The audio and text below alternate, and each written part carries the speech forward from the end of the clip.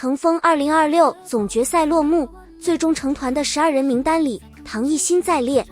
跟陳瑤、許夢潔的故事不一樣，唐藝昕這一季走的是一條低開高走的路線，開局唱跳幾乎全程被吐槽，到總決賽順利成團，中間這條曲線爭議沒那麼激烈，但同樣不算一帆風順。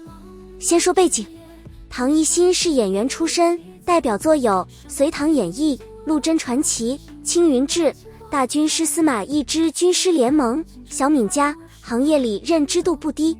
但他這次站上乘風2026的舞台，背後還有一段不太輕鬆的經歷。產後因為嚴重的皮膚病，皮損反覆發作，化妝都遮不住，整整4年沒法正常拍戲，一度自我封閉，連父母都瞞着病情。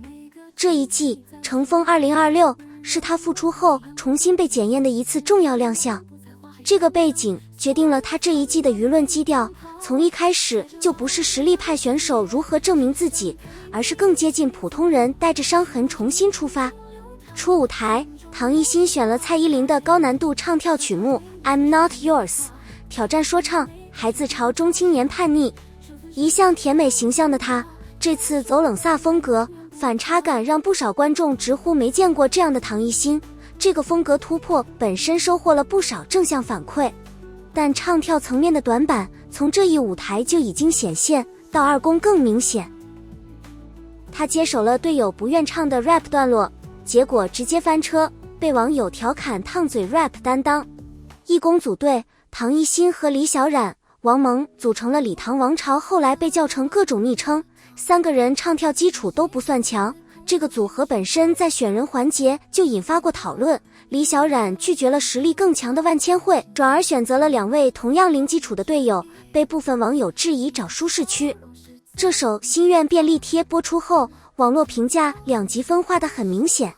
一部分聲音很直接，氣息不夠聽着快憋死自己，但另一部分聲音把這種不專業解讀成了真實和鬆弛，調侃這是萬通筋骨貼，認為節目效果本身就達到了。換句話說，這次爭議沒有把唐藝昕推向風口浪尖，反而因為3個人誰都不嫌棄誰的氛圍，變成了一種自帶情緒緩衝的話題。往後幾公，唐藝昕的成長軌跡是這季少有的，走向一致正面的故事線。她每天練歌超過10小時，膝蓋貼滿膏藥，訓練服和襪子都磨破過。私下追着其他姐姐請教發聲技巧，錄音室 Vlog 裡能看到他練到嗓音沙啞。到音準對決賽，他獨唱愛一點，音準穩定，氣息平穩，跟之前的緊張聲色形成明顯反差。網友用是不是被聲樂大神附體來形容這次進步。這條努力換成長的敘事是唐藝昕這一季最大的輿論資產，跟陳瑤、許夢潔面對的努力卻換不來對應排名，形成了一個有意思的對照。同樣是肉眼可見的進步，唐藝昕的成長被節目放大呈現，轉化成了正向口碑。中間穿插的幾個名場面進一步推高了他的國民度。初見面直播環節，他和陶欣然、甄嬛傳的安陵容，即興復刻劇中祺貴人讀雅安陵容的經典橋段，一句寶娟我的嗓子单日刷了7個熱搜，被認為是當晚唯一有靈魂的片段。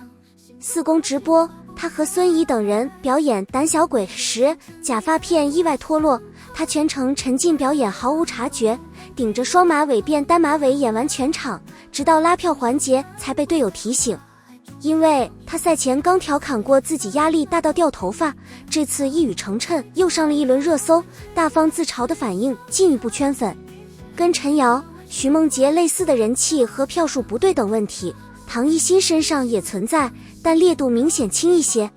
有評論指出，他網絡人氣一路走高，熱度數据也不差，但舞台票數卻常常跟不上。比如3公個人喜愛度排名第2，但4公他帶隊的膽小鬼拿到831票，排名第6。不少觀眾覺得這個名次和舞台呈現不太匹配。不過相比陳瑤、許夢潔經歷的那種斷崖式落差和粉絲維權，唐藝昕這邊的討論更多停留在為他鳴不平的層面，沒有發展成大規模質疑節目組的事件。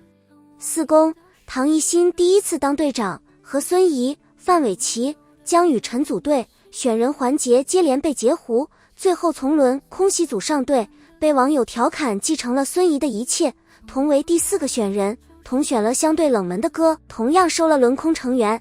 他當時膝蓋舊傷復發，依然堅持高強度訓練，喊出大膽鬼們大膽衝的隊伍口號。今晚的總決賽最終成團的12人名單：曾沛慈、張越、王蒙、李小冉、孫怡、唐藝昕、蕭薔、李心潔、葉一茜、范瑋琪、徐潔兒、安琪、唐藝昕在列。跟陳瑤、徐夢潔的結局不同，這條低開高走的曲線最後是有結果的。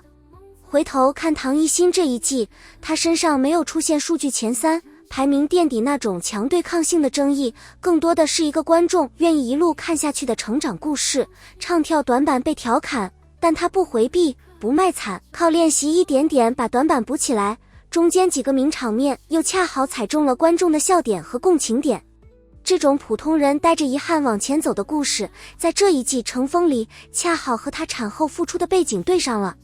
總決賽成團，唐藝昕這一季走完了一條相对完整的弧線，從被吐槽的燙嘴 rap 到帶傷帶隊，再到今晚的結果。至於接下來，她大概還是会回到演員的身份上，這趟乘風之旅更像是給這次復出加了一段挺扎實的注腳。